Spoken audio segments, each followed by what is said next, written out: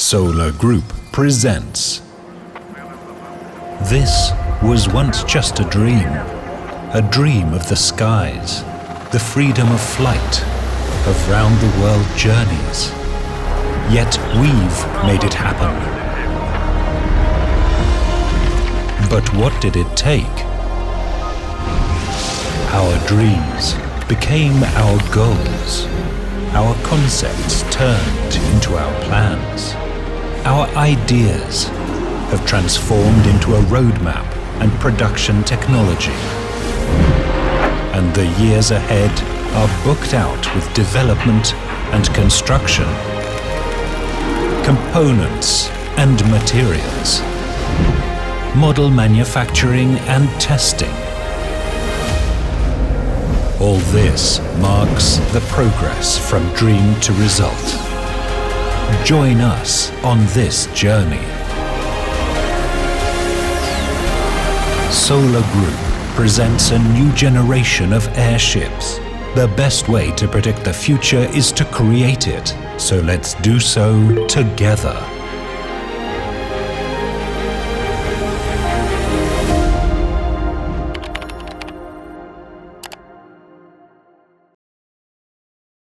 Hello friends, long time no see.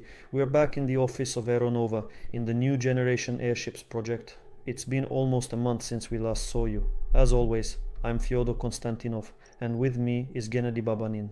Let's talk about the latest news. What's happened?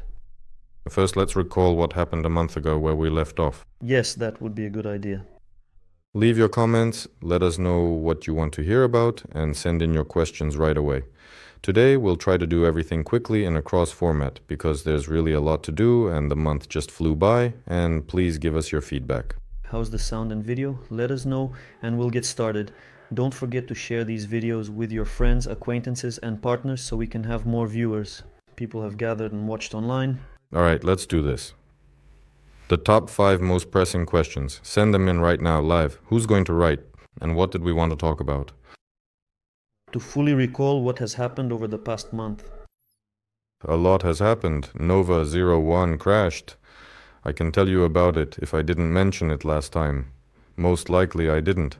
First of all, congratulations to us all. We had our first airship accident. Like any piece of equipment, an airship is still a machine. It can break down, it can get into accidents. Here's an example, not the best one and definitely not something to aspire to, but the company Boeing is currently going through a really rough patch. They're having problems with their airplanes, the ones people fly on. Something is constantly malfunctioning, planes are crashing and so on. Meanwhile, a European aircraft manufacturer is taking advantage of this situation and is doing a great job capturing the market. As for us, it so happened that there was a group of investors. They were watching enthusiastically, filming everything, but we weren't allowed to fly. At that time, the wind was 12 meters per second, and we were told, no flying. We were like, but a whole group has come. Anyway, we took off, flew, everything went great. At the request of the cheering crowd, we flew closer to the hangar, breaking every possible rule. You're not supposed to fly that close. Close to the hangar, do you remember why? Unusual air currents often form there indeed. Exactly, it got pulled down to the ground and crashed. So, we lost the airship and only found it 10 kilometers away from the site. By the way, a lot of people commented at the time, look, the airship crashed, got damaged, but still managed to take off and fly away. Yes, lower ballonet was torn, but gas volume remained intact. One beam, carrying extra load, broke off, overloaded. Naturally, it became lighter than air, rose, stabilized at 300 meters, drifted 10 kilometers, crashed. We searched for it a long time, when we finally found it. Interesting conversations with local authorities. When they found out we were flying and testing here, they were glad this work revived in Russia, and they helped us. The next day we retrieved the airship because it was impossible right away. It was lying in a swamp, basically. After that, we didn't really pay much attention, because that was exactly when news about the aeroplane started pouring in. What we had then was the first inflation of the envelope. You saw the posts. We were inflating it outside. In theory, from the moment we inflated the aeroplane, we were supposed to assemble it within a month, even sooner, assemble it and get it airborne. That was the recent significant news, that some important representatives from a certain republic came to visit. In short, it was indeed supposed to fly. However, not everything went smoothly with the crucial envelope. We only managed to fully resolve all those complex issues by last Monday. Returning to Nova 01, of course, we successfully recovered it. Everything associated with it turned out exceptionally well. None of the critical mechanisms, sophisticated computers, powerful batteries, efficient engines, precise controllers, intricate optical microcontrollers, all the essential antennas, reliable routers, and so on, the cooling fans of the VGS system, crucial valves, sensitive pressure receivers, accurate pressure sensors, a remarkable 90% of the entire airship remained completely intact. Naturally, the primary gondola structure was indeed damaged, but those are just simple riveted aluminum tubes, a quick 5 minutes to fix, and the outer envelope was unfortunately torn. We tore the envelope ourselves. The gas volume, it was drifting away from us, and it happened that for some reason we hadn't installed the rupture device on it at that time. There's a special device. Even if everything shuts down completely, there's no connection with it, nothing works. You press a button on a separate radio channel, a membrane in the main envelope is burned through. At a certain altitude, the required amount of gas is released and it lands. Part of the gas envelope remains. So basically, we didn't have that device at the time. We got a bit crafty. We started spinning the propellers, rotating the pivot beam. We slashed the envelope with the propellers because it was like this. At that point, it had lost pressure. There was no ballonet. So we really damaged it quite a bit. And on that airship rescue expedition, it was Gennady, me, Shamil, David, and Christina.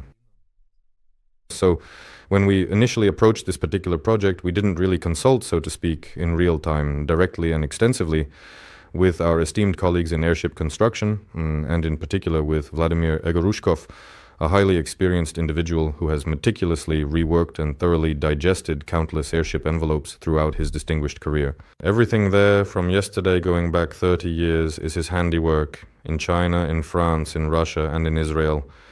Basically, we should have consulted with him. We looked at this envelope and thought, well, it's probably done for even. We thought about leaving it, but something told us it would be better to take it. Yes, we shamelessly cut pockets there, the ones where the nose and tail reinforcement beams were inserted.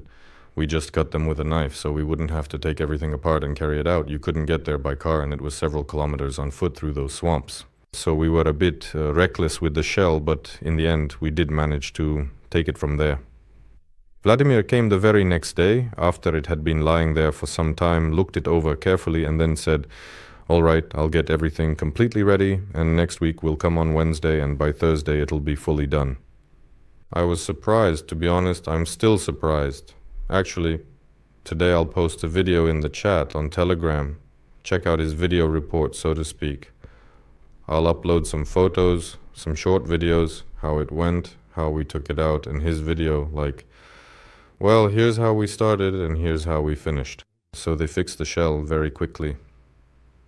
It's not as pretty as it used to be. There are some spots. Well, now it has scars. All of that can be fixed. We won't bother with it for now, because soon we'll make the same thing, but out of serious material. It'll be powerful, beautiful. This one will go down in history, so to speak. So we fixed the shell in 2 days, basically. And there were only just 3 specialists and a very minimal set of tools. And we didn't take it out of the hangar. It stayed in Voskresensk. No special equipment was really needed there. The shell specialists there certainly know what to do. Here's how they effectively fixed it. They applied a special adhesive glue to the shell, and the very same glue was also used on the patches, both the strip-shaped ones and the square ones, and so on. This glue would dry after a while, and that was it. Then they would basically place the tape where it needed to be welded, heat it up with special heat guns. I don't remember what they're called, but they're specifically for bonding these kinds of shell materials. And then they'd roll it out with rollers, like tap, tap, tap, tap, rolling it out, and bam, literally, in 1 day. More time was spent preparing everything than on the actual work, and in the end the shell was whole again. We double-checked all the devices. Everything was intact, so really the only losses we had were the shell and the gondola. We restored the shell, it's now in Voskresensk. I'll send you a video showing it already inflated with its scars. Anyway, we started making the gondola yesterday because we're almost done with the aeroboat, but not quite. I'll talk about that in a moment as well. And that's it. Today, the production team is already messaging like the gondola is ready, when should we come to install it? So basically those are our helium losses in a nutshell. So we bought new aluminum tubes for Nova 01, literally 20 meters of D16, 20 millimeters in diameter, with a wall thickness of 1.5 millimeters. If you know aluminum prices, you can check. Plus there were losses for helium and a couple of propellers. But the propellers, yeah, that's probably the most expensive thing we lost, the propellers. Fortunately, we have another set of propellers, and probably this week we'll order more and combine 2 assemblies. Right now, our aeroplane is stationed in Voskresensk, where we've also rented space for 1 airship. They already realize we've brought in a second one, so we need to negotiate about expanding our area. It's a bit sad, but what can you do? At least the space is available, and we're genuinely grateful that we fit there and that they let us fly. And honestly, everyone is supportive, everyone is truly happy for us. Recently, some guys from Zhukovsky came by. They make drones, unmanned autogyros.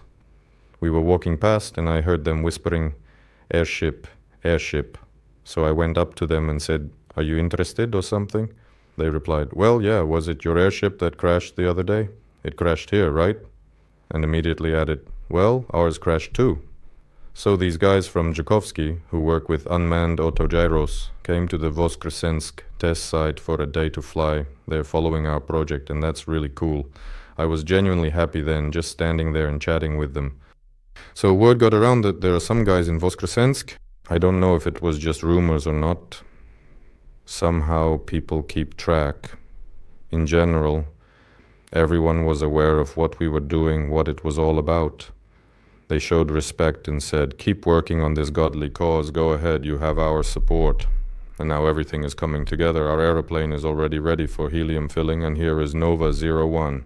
So next week we'll probably see both of our magnificent airships filled completely with helium, already with their inherent lift, just as it absolutely should be, and then we'll finally take off. I can tell you a little bit more about the aeroplane. Basically, after our Nova 01 unfortunately crashed and we saw the very first photo of the aeroplane online, we carefully measured the envelope and quickly realized that it definitely needed to be completely reworked and redesigned. Inside there, not sure to be honest. There seem to be too few pictures. I'll send them to the chat today as well. Take a look. The aeroplane should be wide and, well, kind of flat at the back. And to create that shape, besides the special pattern, there were supposed to be these membranes inside that pull its back and belly together, so to speak. There were supposed to be several of them, and with special software you could input the envelope and make... It's like you inflate it to see what you end up with. And they'd run the simulation and say, we don't need the membranes, let's remove them, it'll be lighter, the envelope will be cheaper, and so on. And we fell for that and said, oh well, let's do it. And here's the result of that. Oh well. It tended to take on a cylindrical shape. So after the first photo, they cut it open, reworked it, put those membranes in, basically welded it back together. Then somewhere along the way it was another week, then another week on top of that. In the end we received the envelope in Voskresensk, but we still couldn't use it there because it was missing the rear tail. The aerostat consists of the main envelope, which contains the lifting gas. Inside this envelope there's also a ballonet with air, which compensates for pressure differences. From the ballonet there's an air duct running along the belly. And at the back there's a third compartment. Not really a compartment, more like a container. That's the tail. So if the main part is the gas holding section, at the back there's a small tail. It's filled with air and is connected to the ballonet, and they inflate together. The purpose of this is that the tail frame here, it's made of an aluminum structure that fits onto the main envelope from behind like this, and to fill this empty space there's a cover stretched over it. It needs to be inflated inside, yes. And so the people who were sewing this tail kept fitting it, and they also couldn't give us the main envelope. Basically, it was only last week, starting Monday, that we began actively working with the aerostats envelope, because they finally gave it to us on Friday. Before that, and as I already mentioned in my post, we filled it up and found about 15 leaks, yes. Again, this is all a result of the fact that we still don't have our own production yet, because experienced airship builders know how to weld complex seams. After all, helium leaks are a very serious issue. And right now we're making the envelope with friends who work with inflatable figures, so to speak. And for them, air leakage isn't such a big deal at all, because there's always some kind of powerful blower running that constantly maintains the pressure. It turns on and off, just a few watts really. But here it's not about watts, it's about helium. Even the processes themselves aren't set up to look for these kinds of little things. For them, it's a minor detail, but for us it's not. Even if the air leaks slowly with helium, as Vladimir Igrushkov says, if you don't believe it, just look at the superfluidity of helium. Come on, it holds pressure just fine. Even if the pressure drops with air, with helium it will drop several times faster. So on Friday we received it, and then on Friday and Saturday we thoroughly checked it, found all the critical issues, fixed them completely. And starting from Monday, let's say from last Monday, we finally got full access to the aerostat, so we could begin setting everything up on it. Various essential components had already been carefully prepared. You might have previously seen the distinctive four-plane tail assembly there, where there are 2 prominent vertical fins and 2 additional horizontal stabilizers. Yes, indeed, they are all securely mounted on a single, rigid frame. So all the necessary parts were meticulously prepared in advance. The entire structure is primarily made of durable aluminum, firmly held together with strong rivets. There are various brackets, robust clamps, and sturdy gussets, just about everything you could possibly imagine. All of this was pre-made, but still, everything was carefully assembled on site. It was already mentioned in the post that the actual physical shape of the shell is very different from the theoretical idealized one. Basically, we spent an entire arduous week struggling just to meticulously build this intricate tail, to construct the nose gondola, and to assemble the cargo gondola, which now has the essential landing gear strut firmly attached to it. There are 3 primary support points. 1 single wheel is precisely located in the nose gondola, and 2 additional wheels under the belly are securely positioned on the cargo suspension system. Cargo gondola, that's probably the most accurate and appropriate term for it. So we were diligently assembling it just last week, and then a significant delegation came to visit. On Thursday, we were specifically at the Yakutia representative office, where there were important representatives both from the administration and from various businesses actively developing and operating in Yakutia. There are truly large-scale projects being implemented there, and more will be in the future. And everyone understands the issues with transportation and logistics. To carry out such major projects, solutions are needed. For the realization of these big projects, yes, there are problems in logistics, and a solution is required. And there it turns out the business representatives, well, let's call them corporations, indeed very well-known ones. For now I cannot name any specific names. Basically, within their own project teams, they themselves have come to the conclusion that airship technology is exactly what can solve this issue. And it wasn't a case where AERONOVA was giving a presentation or trying to convince anyone that airships are necessary or useful. On the contrary, we were invited because they already understood this was necessary and useful. We were already discussing specifics, what, in what quantity, where, from where, support measures and project implementation timelines. We talked about our plans, our capabilities, and how all of this could be combined and developed in a unified direction. This was on Thursday, and on Saturday they wanted to come and see the flying aeroplane. Unfortunately, it didn't fly on Saturday for a whole host of reasons. It's that eternal postponement, delays from all sides, both from the shell specialists and not just them. Even our control system, which you'd think should have been ready before anything else, since it's already working in the Nova 01, just take the same one and make another like it. No, it actually has an internal nickname, something like Snot Mockup. That's when we were making multi-layer circuit boards ourselves, carefully etching them, meticulously creating them, for example, when we were developing microcontrollers for the optical network systems.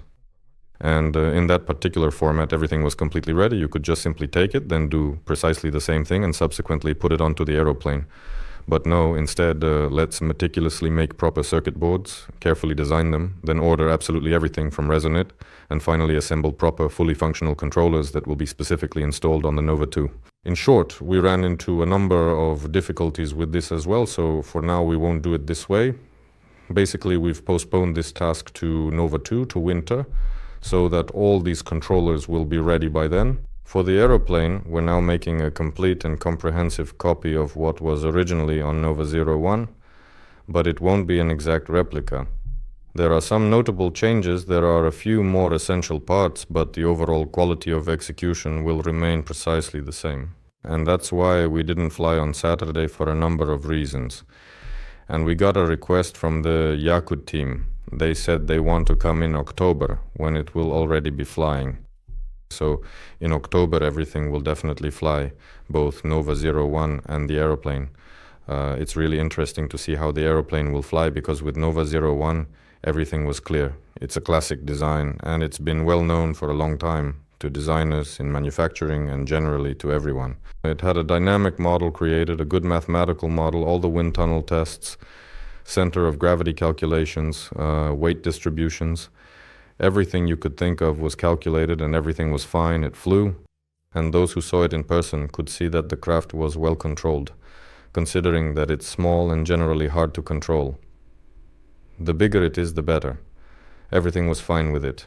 But as for the aeroplane so far, it's still a pig in a poke. Naturally, we meticulously created a comprehensive mathematical model of it and thoroughly tested it in a specialized wind tunnel, but as global experience over the past, I don't know, probably 20 years or even more clearly shows, while many truly understand all the significant advantages and inherent benefits of hybrid craft, so far no one has truly managed to properly stabilize and effectively control them. And to have such unwavering faith that our aeroplane will indeed fly, that's certainly quite cool. And we will certainly keep on believing. Of course, it's not just simply about believing. We're doing absolutely everything we possibly can to make it truly happen. But it will most definitely be quite interesting to see what actually comes out of it all. So far, everything is looking truly optimistic. I indeed hope that all of the problems we've encountered during its production are, in a way, actually taking on in advance all the issues that might have happened but definitely won't occur in the air. As for my own personal thoughts, the whole story with the aeroplane and hybrids truly looks quite inspiring and really beautiful, both in terms of practical applications and significant economics. And overall, it truly feels like a refreshing breath of fresh air, specifically within the exciting field of airship construction. Of course, the classic traditional designs aren't going anywhere. If it's a truly utilitarian airship that lifts what others simply cannot, carries cargo where others genuinely cannot reach, and when every single ruble per ton-kilometer is meticulously counted, that's most definitely the classic time-tested approach. That in general will work. Yes, it just transports something from point A to point B, but when it comes to more interesting tasks, like hauling 60 tons, then returning empty without a backload, or flying at higher speeds, and overall just looking cool, these are their impressive and efficient hybrid vehicles. Actually, you can also easily make a classic vehicle return to its original state without any ballast whatsoever. There's truly nothing complicated or difficult about that process at all. But when you look at an aeroplane, you see something about it, something from the future, something truly interesting. So we truly believe in it. We're doing absolutely everything to make it fly, and it certainly will fly. But what exactly should we use to build a large one? As for large vehicles, it's quite clear. Classic designs, classic vehicles are truly needed, very important, always in demand, and everything will work out perfectly with them. For example, monitoring airships won't be hybrids at all. They will only be balanced, only classic in their design. There are indeed real clients for these monitoring airships, and we are actively working on developing them right now. I'm not sure I've ever mentioned this before, but there are also clients from a large corporation. They have many thousands of kilometers of assets they're interested in, and they need to receive complete statistics on all these assets twice a week.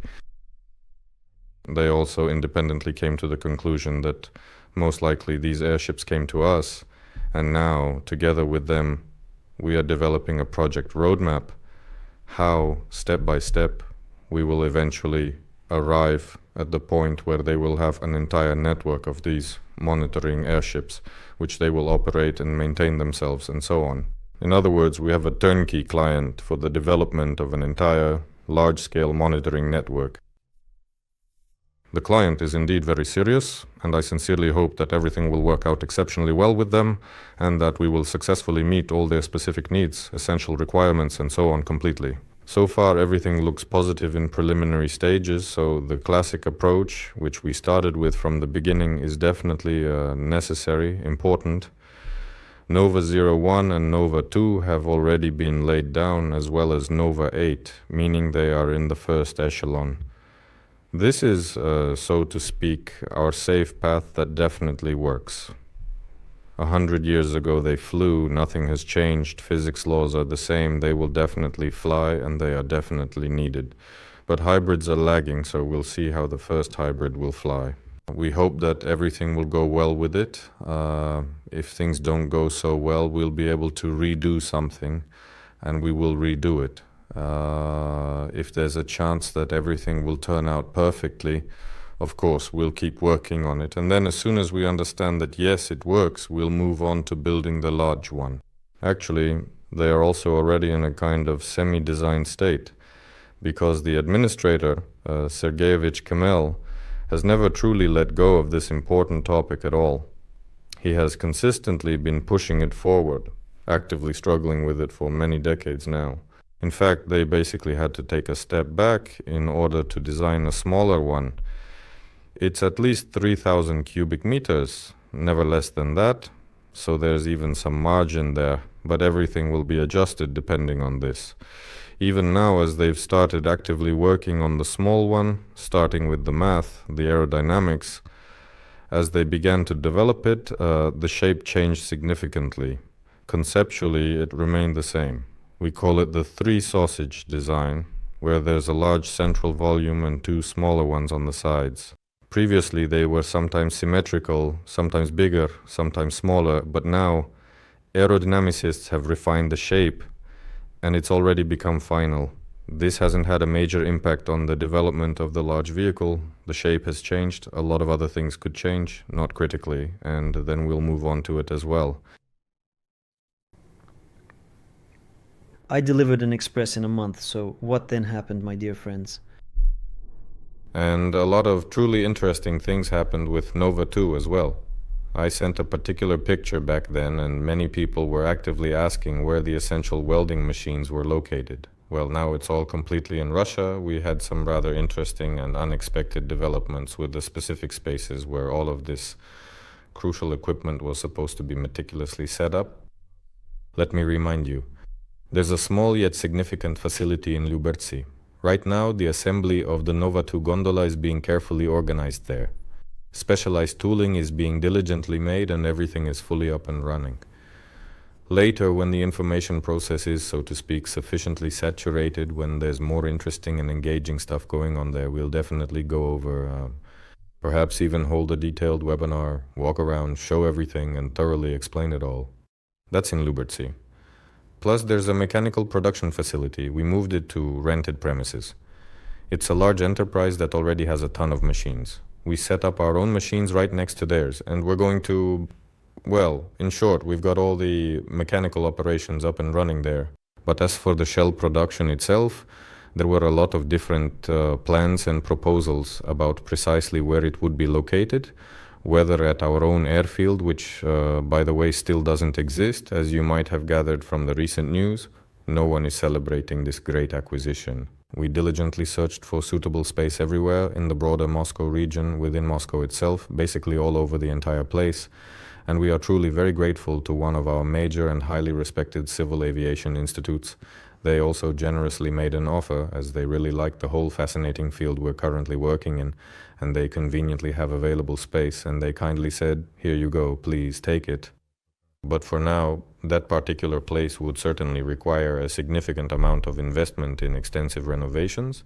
In short, there's one specific location that was very, very difficult to rent, but we really, truly wanted it, and we happily received a positive decision from them. Let's just say it's quite a considerable distance from Moscow. I won't say exactly where for now, knock on wood. We're not there yet. In general, it looks like the issue with the premises has been resolved, and all the equipment will be moved there. We hope that during October we'll be able to get everything connected and operational so that in November we can start producing the Nova 2 shell. If we start production in November, we'll finish in November as well. That's indeed good news, but as always, something will probably get pushed back. Still, before the upcoming new year, we should definitely be able to see the large, impressive airship envelope, and by then, all the other essential components should be ready as well. The tail assembly, the nose reinforcement, the aft reinforcement, and the aft thruster, all of that has already been developed, the design documentation is being released, and much of it has even been sent into production. You could say that production is now taking a deep breath before getting started. Before a significant 6-month push like this, there's the crucial prototype production phase. We've started to clearly separate prototype production from the detailed preparation for serial production. Prototype production is still primarily about creativity, while serial production is fundamentally about order and precision. A kind of assembly line. Yes, these are somewhat different processes. In general, the prototype production team is taking a deep breath and getting ready for this. We're all really looking forward to it and eager for all of it. By the way, the engines for the Nova 2, the Belgian ones, seem to be on their way already, which is really cool. They were supposed to arrive in September, but there were some weather anomalies in Europe. Some individuals were actually sent on a well-deserved vacation and so on. So basically, it's October now, and they're saying that's it, you can expect them very soon. So that's truly great news. We're eagerly waiting. We've already accumulated a whole series of essential test stands because of the recent air show. Our prototype production did slow down a little bit, but now it's definitely coming back up. We have a 48-volt test stand fully set up, a stand with the HPU, that's the hybrid power unit. The setup includes an ICE with a generator attached, and then everything else.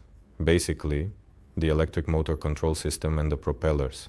So, we need to assemble that kind of test stand. We also need to assemble the 12-volt test stands. Basically, we already have everything ready so that all the internal components of the airship, without the main envelope, without the gondola, can be connected and made to work together on the test stands. In theory, we were supposed to get all this done by this fall. 1 month has passed, 2 remain. Let's get started. I think we'll catch up, make up for lost time, and everything will work out and start running smoothly. Here is the auxiliary equipment that is currently installed on the Belgian engine. There's a powerful generator. These very same essential units have just arrived quite recently. In general, there are often some significant difficulties with obtaining necessary parts, crucial components, and so on. Overall, it is quite evident that a very limited amount of what we genuinely require is actually produced within our own country's borders, and consequently, people are generally very reluctant to share their resources. Furthermore, the various countries that, for significant geopolitical reasons, have now become decidedly unfriendly to us, and as a result, we have to negotiate through other, more friendly countries so that they can buy things there and then transfer them over here. Overall, the current situation is not very pleasant, but that's just life. So yes, deadlines are indeed shifting a bit because of this, but overall, more or less. Zubkevich, I recall the words of Vadim Vasilyevich, the chief designer of Derzova for the Nova family. He says, "Vadim Vasilyevich, so how long will it take to build the Nova 2? Well, we'll build it in a year. And this in a year means October when it comes." He said it somewhere in the middle. I believe that overall, if we have the shell, the tail section, the midsection, the nose, the stern, and already the engines and everything is there, and it's at least standing and spinning on the test stands, well, Zubkevich was pretty much right. But at the time he didn't know there would also be the Nova 01 in the aeroplane. Yes, and the Nova 8 and a whole bunch of other really interesting things, that we'd have significant problems with the engines, that they wouldn't actually be our own engines and that we'd have to deal with the engines completely ourselves. That no one, absolutely no one, would develop the crucial propeller engine group for us. Everyone would simply refuse, so we'd have to develop it entirely ourselves, including the intricate tilting transmission mechanism, that we'd have to meticulously make the entire gondola on our own because everyone else was quoting truly unrealistic timelines and utterly unrealistic costs for its production. The list of tasks we had to take on ourselves grew significantly, and those slogans at the very beginning of the project about broad cooperation have so far remained just slogans. They're shifting into the realm of serial production, because, as it turned out in recent years when it comes to prototypes, there have been some significant challenges. I'd like to point out that in aviation there's this prevailing attitude. Everyone approaches the development of anything with such seriousness, like, guys, we just need to build an experimental device to test a hypothesis, but even these words don't really catch on. They always end up building a device as if it's for serial production, for certification, as if people will be on board. And you say, no, it's going to be unmanned. But there's just a complete lack of understanding about what an unmanned device is. They're like, no, there have to be standards, people, safety. No, it's going to be unmanned, damn it. Even breaking through that wall is hard because unmanned technology is really, after all, a new trend. It just simply didn't exist before. Yeah, and all of aviation, all the education, everything is geared, production toward creating aviation for people to get into, either to operate or to travel and experience. Well, in general, there are indeed requirements, I agree, but even for creating such specialized devices, there are still specific devices for individual certification, and there are even experimental devices available, so it's not necessarily the case that to immediately create something for certification, like, well, making it for individual approval, and for some reason everyone still has it in their heads, so there are a ton of complications. In short, we also ran into all these complications, and hallelujah, we've made it through all of that. And as soon as we completely stopped calling the new two, specifically the new two within the company, and then introduced the significant concept of a flying laboratory, this indeed is a flying laboratory. Once we started using the term flying laboratory, the process picked up speed. It all moved faster and the idea caught on within the company. But with those you interact with outside, it hasn't caught on yet. Out there, it's still the same old story. As soon as you try to outsource any significant work, that's precisely when it truly starts. Oh, what exactly are you doing? No, please hold on, slow down, seriously. Nova 8, Nova 35. For now, note understanding. We genuinely want to show you how this entire process works using our very own practical example. We'll definitely show you. I originally wanted to talk about the fascinating propeller engine group and also about the EVA, but I won't delve into that for now. We are currently producing it. Well, that's if we start getting into the details. It's getting done. Design documentation is released, documentation sent to production prepared, tooling made, materials purchased.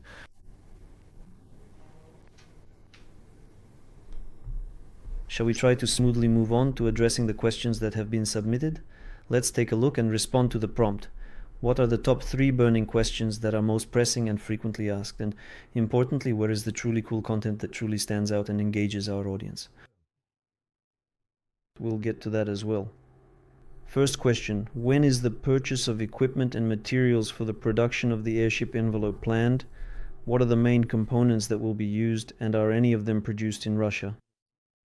The equipment has already been purchased in our country. It just needs to be delivered to us. The materials that have been bought are already in our warehouse. Everything is there. In Russia, we are currently negotiating with a number of different enterprises to start producing local material right here, but for now, it's all quite difficult, rather complicated, and truly impossible.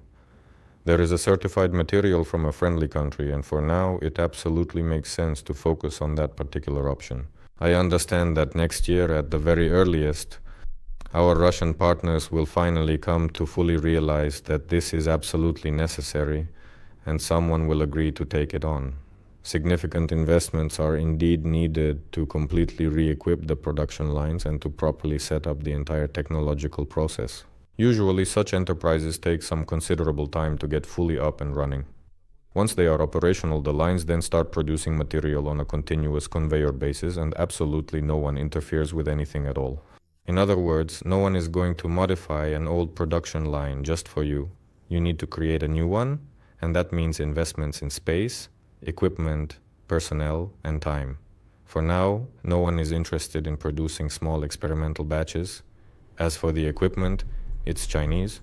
For now, that will be more than enough for us. More than enough. Alright, moving on. Please tell us if possible about ordering a batch of the improved Nova 01 and the potential payouts of a share of the income to participants, which Semyonov mentioned back in August. Although I'm not sure he stated it exactly like that, at least as far as I remember. We need to clarify the overall context a little bit more. The client hasn't actually gone anywhere at all. There was originally supposed to be a pilot industrial operation scheduled for September. However, it was subsequently postponed to October, so the entire timeline has shifted slightly. In October, we will definitely find out precisely what happens next. The clients are still very much there, and everything is indeed in place. Good evening. Could you please tell us a bit more about remote control? How will it actually be implemented? What will be used to operate it? Is it possible, for example, to control it directly from your own apartment? What kind of computers are generally needed for this? Has anyone already decided to get their own airship?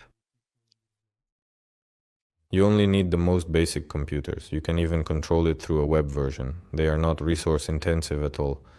The most important thing is to have a good internet connection. Controlling it from your apartment is possible? Yes. The question is why. After all, this is serious equipment. For small drones like some Fofan flying around somewhere, it really doesn't matter at all. You can easily control them from a cafe or even from a simple smartphone. But when it comes to a large, serious and professional machine, everything is specifically designed for those particular requirements. Most likely the operator is situated in a special, dedicated location where they don't just have a basic computer, but a fully equipped and comprehensive operator station, so that they have more than just a standard keyboard at their disposal, but at least, well, there will be special and advanced control mechanisms there. How exactly should I put it? Just simply Google what the remote control systems of those really large mining dump trucks look like in China and how their sophisticated workstations are typically set up. It's a responsible job. Serious work. People sit in specially designated areas, simply so that human attention is focused. It will look the same here, but the very possibility of controlling it, almost from a smartphone, yes, that's available. How does it all work? Well, it works over the internet. How? There's really no significant difference. Whether you're sending digital signals through a physical keyboard to precisely move some small intricate machine on a monitor, or complex commands are coming in over the vast internet to the onboard computer system, which then efficiently distributes these specific commands to the various actuators, making everything function smoothly. A big thank you to this incredibly high-speed internet for enabling the seamless data exchange, and to the brilliant guys who are able to turn that complex data into something logical to effectively control large machines. Alright, let's move on to the next important question.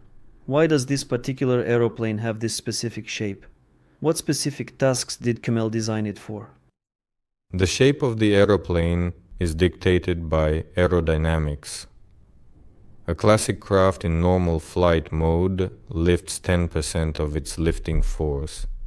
If it contains 100 cubic meters of helium, it means it can lift 100 kilograms upward. So it can carry 10 kilograms as payload, while the remaining 90 kilograms account for the mass of the airship's envelope itself, the propellers, motors, and other components.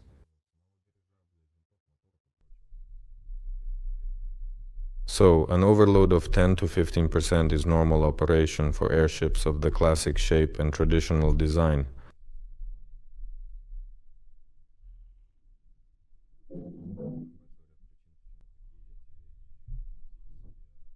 For example, Kamel has a large hybrid craft. It can carry weight not only through aerostatic lift, but also through aerodynamic lift. A classic airship has a symmetrical hull shape. It's a body of revolution. When it moves, it only generates lift if there is some angle of attack. If you just fly straight, there is absolutely no lift at all, only drag. But Kamel's innovative airship, even when flying forward without any significant angle of attack, generates substantial additional lift with its unique shape, much like a conventional wing, and it can carry a much larger payload, up to 100% of its impressive lifting capacity. So if the No 01 can carry, say, approximately 10 kilograms, the Aerolet can effectively carry 100 kilograms with a comparable volume. Why do all this? To increase, so to speak, the overall efficiency of the flight itself. Yes, the craft undeniably becomes a bit more power hungry. Yes, it's certainly more complicated to manufacture the intricate shape.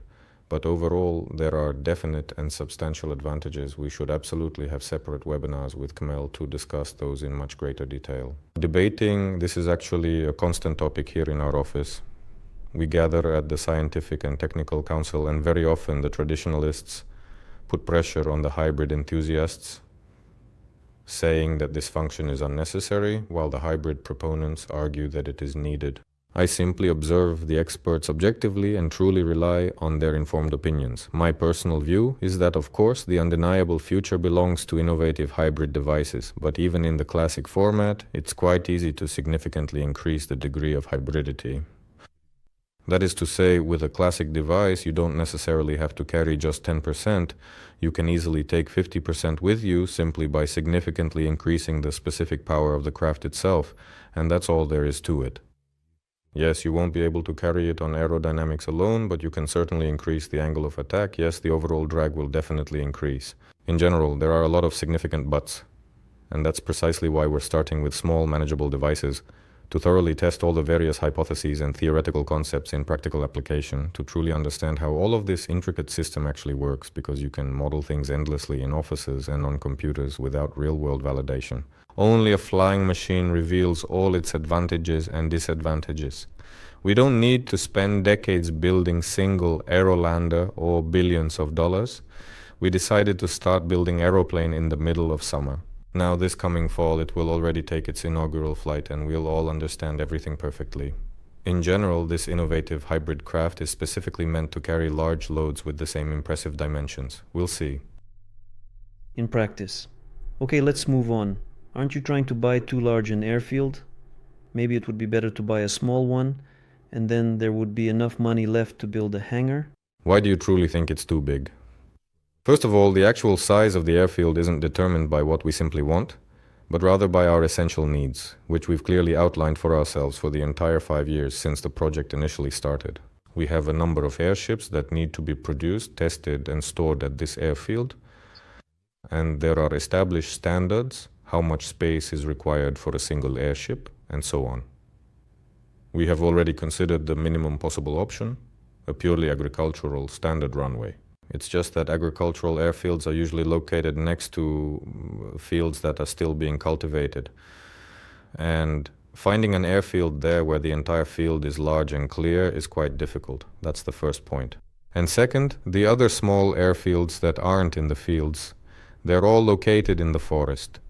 Usually, there's just a clearing for the runway, and then plus or minus another 50 to 60 meters, and the forest begins. So, for airships, that's definitely a no. Airships need open fields. You can't land them in the forest. And in general, well, anyway, we also considered the small ones. They were dirt cheap. For example, if you look at it, there's public information about airfields for sale. On Avito, for instance, Severka is being sold, Podistra is for sale, and somewhere else, maybe Miachikovo is up for sale too. We're talking about hundreds of millions there. But here it was just a couple dozen, and you could even negotiate the price. There it all basically came down to the essential electricity. There's even an actual airfield you can check out in Lukovitsi being sold for about 5 million Russian rubles. It's primarily an agricultural one, but they still plant corn nearby, so we would have had to draw large circles in the fields for the airships to safely land. And for 5 million rubles you could have bought it, but the corn gets in the way. Basically, as long as the administration wasn't willing to cooperate, well, You could just approach the owner, the farmer, and say, "Hey man, plant your corn over here and we'll do our thing over there." If the administration had said that, we would have gladly taken this one too. But you need to bring electricity there, water, well, drill a well, preferably gas too, because the boathouses are big and heating them is no easy task, and so on. In winter you'll freeze. Basically, the costs keep piling up, little by little, and those airfields over there, the same agricultural strips with a large field nearby, but at least where there's already electricity, wells, and so on, those are sold at a higher price. Well, obviously, it's practically at the cost of all the utilities that have been brought in. And then, yes, there are large airfields that are in operation. There's Mechikovo, Severka. They're asking hundreds of millions for those. Supposedly, the infrastructure is developed. They have a name, and so on and so forth. So with the airfield, we were really counting on it's not working out for us. And honestly, it's not a big deal that it's not working out, because there's no urgent need. We're perfectly comfortable with the spaces we're renting right now. We're getting all our tasks done, really, in fact, even if everything had worked out. Well, who knows how it would have turned out. But so far, we haven't bought an airfield. And as you can see, we weren't planning on making a big, expensive purchase anyway. We were just looking to get by with the bare minimum while the task is still open. By the way, we're going there tomorrow. I can film some footage. Go ahead and film about the content, about the actual content. Where is exactly the content?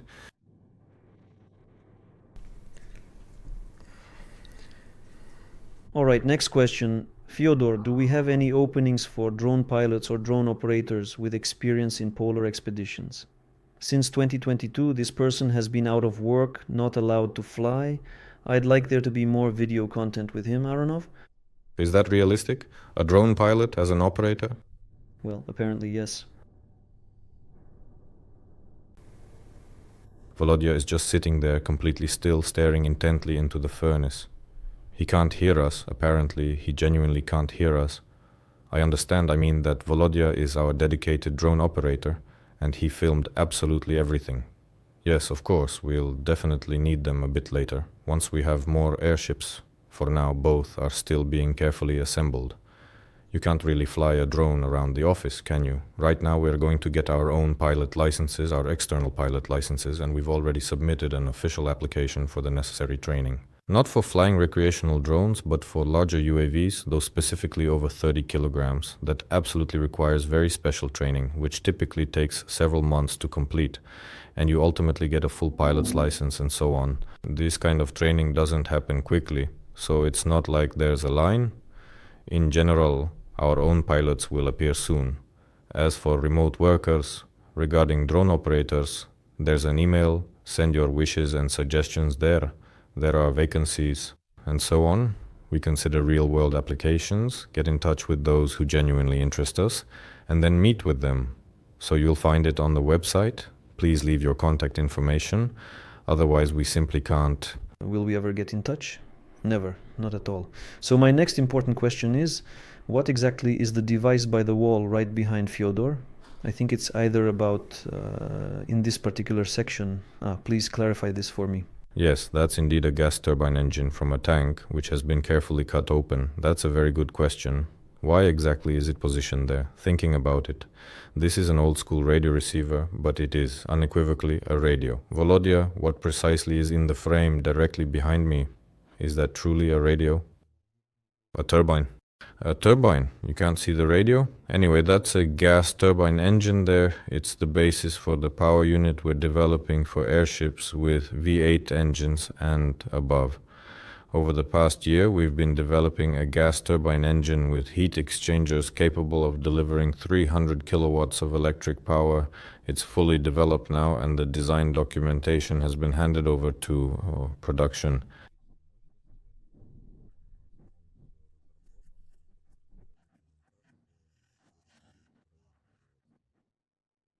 Right now, it is indeed a very interesting and truly pivotal period. Why haven't we thoroughly covered all of this, and why aren't we actively covering it yet? Well, because actually, Setting up the intricate production processes for these innovative things, meticulously designing them, that in itself is already a significant victory, honestly. And we've managed that particular part perfectly. Everything is just absolutely ideal, but actually manufacturing it, that in itself is the other crucial side of the coin. And as soon as we clearly see that everything is being produced smoothly and efficiently, that it all truly comes together and stands firmly on the test bench, then we will carefully lift the curtain a bit and, so to speak, put its significant weight, I don't even know what exactly, on the scale in favor of everything turning out wonderfully great for us in good time and going forward into the future. That sounds very promising. So here's a question. Will you also be manufacturing the airships in Yakutia? For Yakutia, yes. In Yakutia, most likely it will be assembly from kits. Perhaps some essential parts will be localized there if everything truly needed is readily available. What's truly cool is that they immediately remembered there are large modern facilities for shipbuilding, built quite recently, which are both modern and huge. They said, "Oh, we don't even need to construct a slipway, that's absolutely great." That was the concept, that we create our prototype, our experimental, so to speak, airship base wherever it's convenient for us. And for the customer, wherever they are, in whatever country, we must be able to assemble the airship on site. Of course, it's quite clear that it's sometimes much easier to transport a very large one.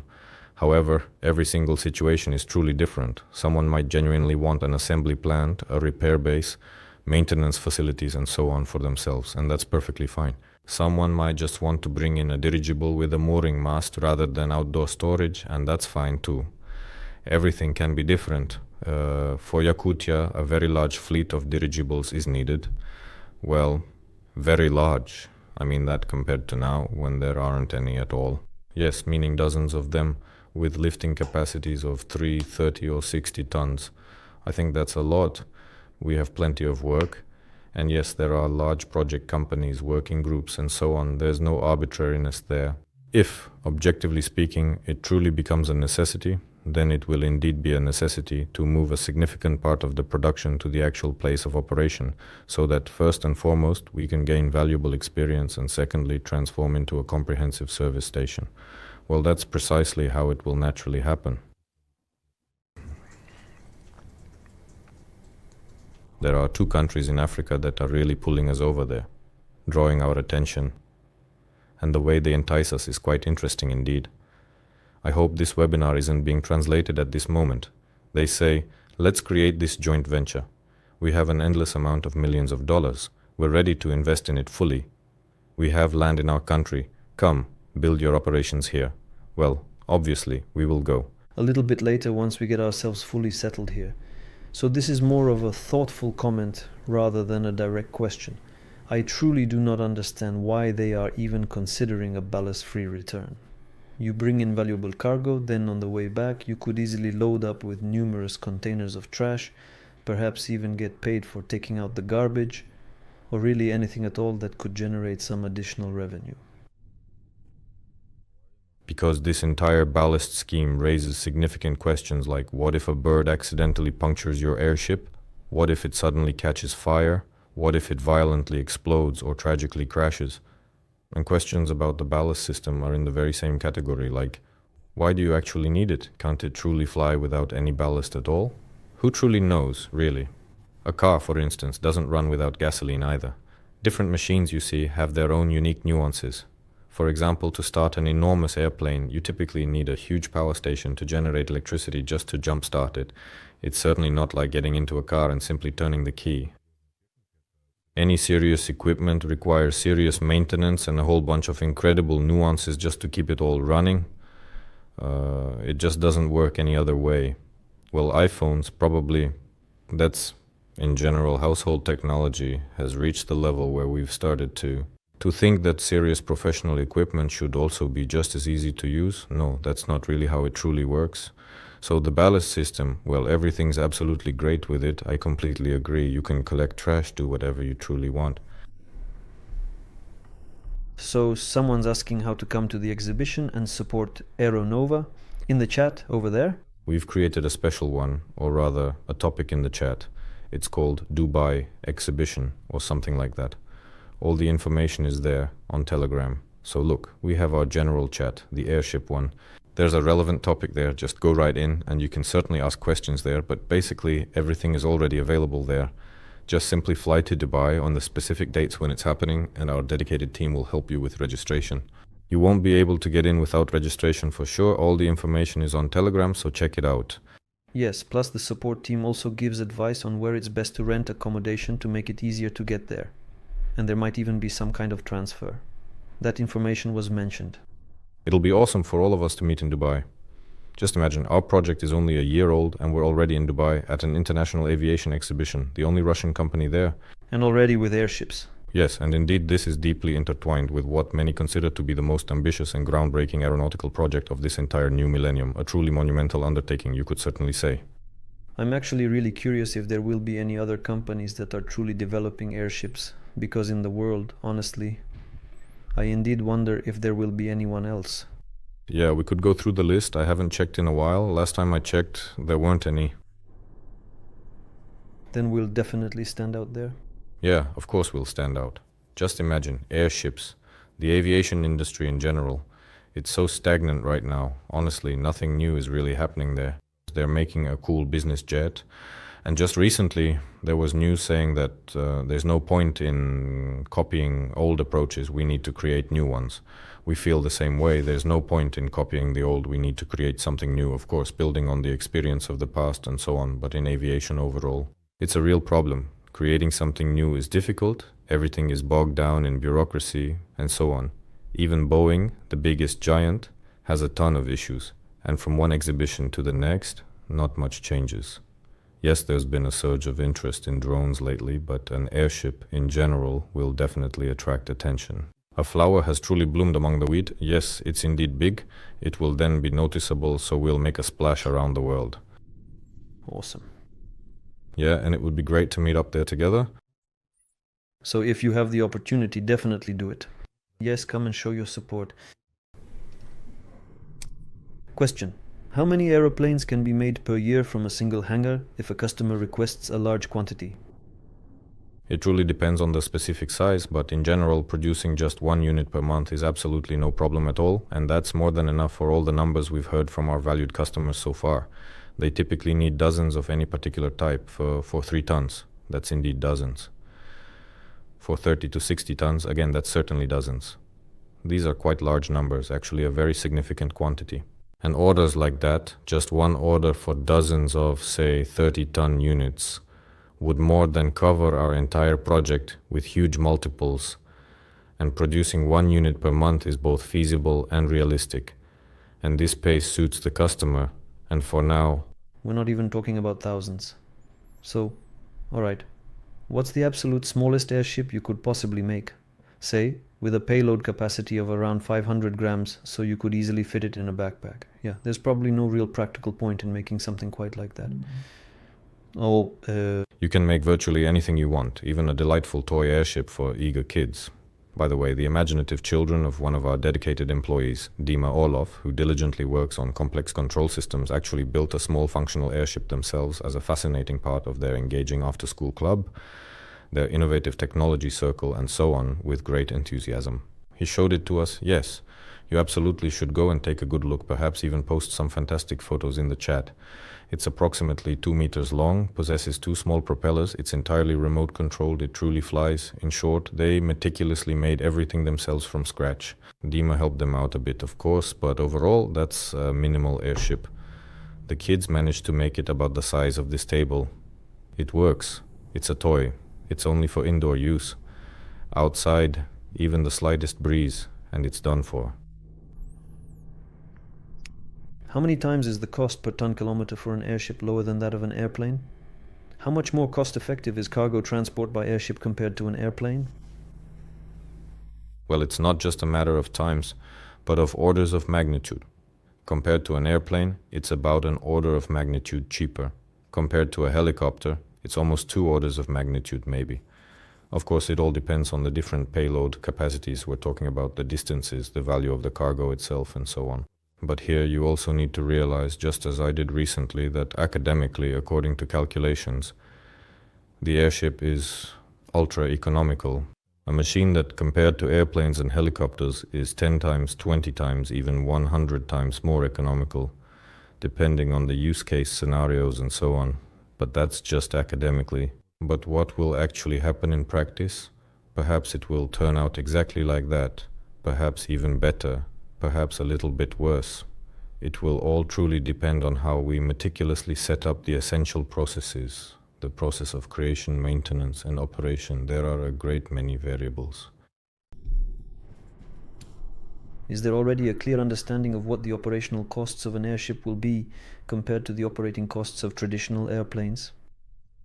Yes, again, everything will be dozens of times cheaper. That's how it will be. Well, by how much? Well, by a factor of 10. And again, it all depends on the specific craft. Well, the question determines the answer, right? Why did you decide to skip the semi-rigid airship design and go straight from a soft envelope to a completely rigid one? Let me lift the veil a little bit. The aeroplane is actually a semi-rigid structure, so we're not skipping it at all. We just haven't announced it officially yet. It's already semi-rigid, even this relatively small one. Alright, well, it seems that's all for the questions. Great. Did we successfully make it? We certainly did. Friends, we sincerely apologize for our recent disappearance from the information space.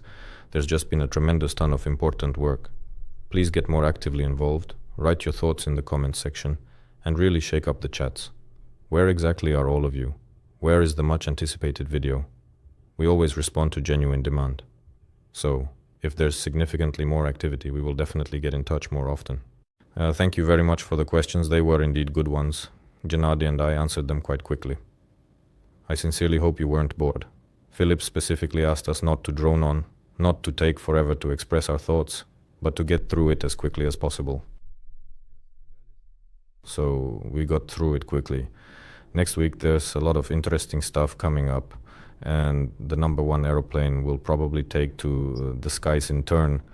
Machines are arriving, there's a ton going on in production, in procurement. We are working very hard on this project, really we are. Don't think anyone's slacking off here. The team has spent many weekends, sometimes even staying overnight at the airfield, assembling, working hard. And not just at the airfield, here in the office, it's a battle. Our specialists who work on the VGS, the airgas system for Nova 2, are here too. They were also brought in to help assemble the mock-up of the rigid sections of the Nova 35 airship, because it's already been designed, the concept has been chosen, and for the structural rigidity tests, the design was recalculated to scale, basically a 1:infinity ratio. So right now we're building a 6-meter model, while the Nova 35 itself is over 100 meters. We're currently building a 6-meter mock-up in order to run various experiments on the rigid section and so on. Gennady will be posting important updates for you soon. And, well, Boris Sanich is complaining that the specialists there are supposed to be working on the crucial valves, but they're not doing that. So basically, they put pressure on Gina. In the end, he asked for some help, and I kindly agreed. Yeah, actually, these graphs, well, plans, tasks, the same names keep coming up in our office, even though we actually have a lot of employees working here. But there are so many tasks that the same names appear in parallel about 7 times. There are a lot of tasks, everything is moving forward both here and there. We're squeezing the maximum time management out of every employee. But the funniest thing is, it's not us doing this, everyone does everything themselves. Everyone understands. What time is it? Evening. When Gennady and I leave the studio, the office will be buzzing. Everyone is working. No one is planning to go home. That's awesome. And people from big companies come in, or even today, some came by. Okay, I won't say where they're from or who they are, because they're still active, right? But these are serious specialists from a major industry, and they ask, how can we help? Let's get involved. The country needs airships. So everything's great. We're moving forward. That's it. Goodbye, everyone. Thanks for tuning in. We're off. Yeah, guys, please be sure to engage with us, leave your valuable comments, express your sincere thanks, and perhaps even share your thoughtful wishes. And definitely do write constructive criticism too. See you all in the next exciting episodes. Bye, everyone. Thank you so much for watching. Solar Group presents. This was once just a dream of the skies, the freedom of flight, of round-the-world journeys. Yet we've made it happen. But what did it take? Our dreams became our goals. Our concepts turned into our plans. Our ideas have transformed into a roadmap and production technology. And the years ahead are booked out with development and construction, components and materials, model manufacturing and testing. All this marks the progress from dream to result. Join us on this journey. Solar Group presents a new generation of airships. The best way to predict the future is to create it, so let's do so together.